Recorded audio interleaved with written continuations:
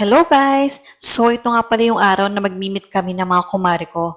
Dati ko silang co-workmate and now turns to kumare. So ito na nga pala siya, nag-iintay siya sa akin sa labas. Natatawa siya kasi first time ko mag-vlog ngayon eh.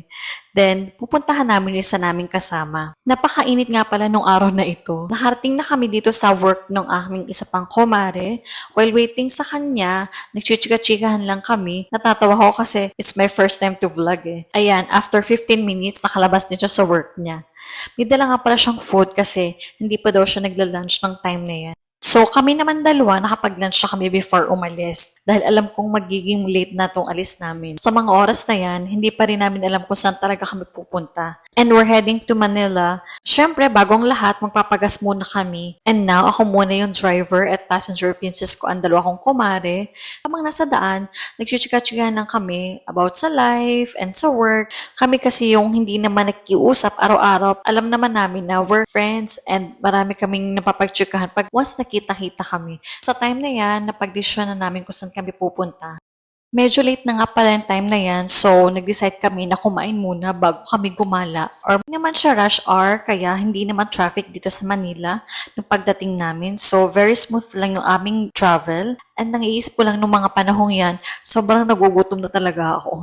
Mga around 4 o'clock na ata yan ng hapon. And now we're here around Makati. Hindi naman itong first time ko mag-drive here sa Manila.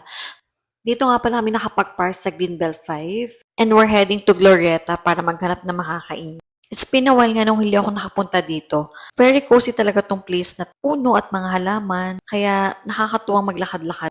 And para sa aming early dinner, nag-search na lang kami ng aming makakain. Pero dahil yung kumari namin ay galing sa work at naka-uniform pa, nag-decide siya na bumili muna ng sandals niya para naman hindi daw masakit ng paa niya habang nagagalakad. Ang mahaba-habang lakaran to Mars ah.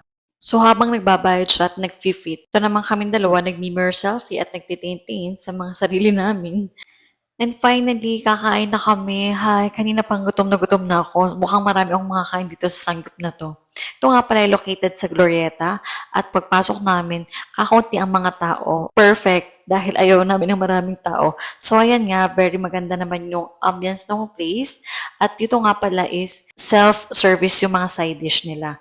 In fairness, ang dami naman pagpipilian sa mga side dish nila dito. Meron mga kimchi and mga sauces, japchae. So, dito na nga pala ako nag-start sa kimchi kasi ito yung favorite ko sa lahat ng mga side dish. About naman sa meat, beef lang talaga yung kinuha namin. And look at this egg, guys. Super sarap. Kaso, one time ka lang pwede umorder niyan. Siyempre, picture-picture muna bago ang kumain. Look at the aftermath ng aming kinain, guys. Sulit naman siya, in fairness. So, after nan, hindi ko na na-videohan. Nagpunta kami sa LV. Ito yung kumari kong mayaman. So, she bought card holder, yan. So, masaya-masaya na si Kumars niyan. Ako naman, magtitingin ako ng tablet.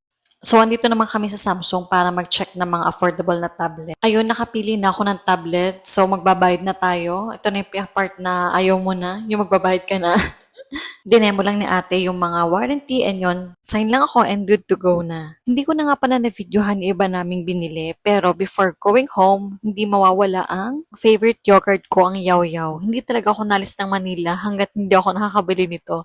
Ang sarap kasi niya guys, tapos very healthy pa. Kaya I ordered 2 scoop of biscuit sauce. Sobrang sarap guys, kaya once na nakakita kayo nito sa mall, you must try it. Actually, kaming tatlo, isa in order namin. So ayan, pabalik na kami sa parking na hindi namin alam kung saan daan.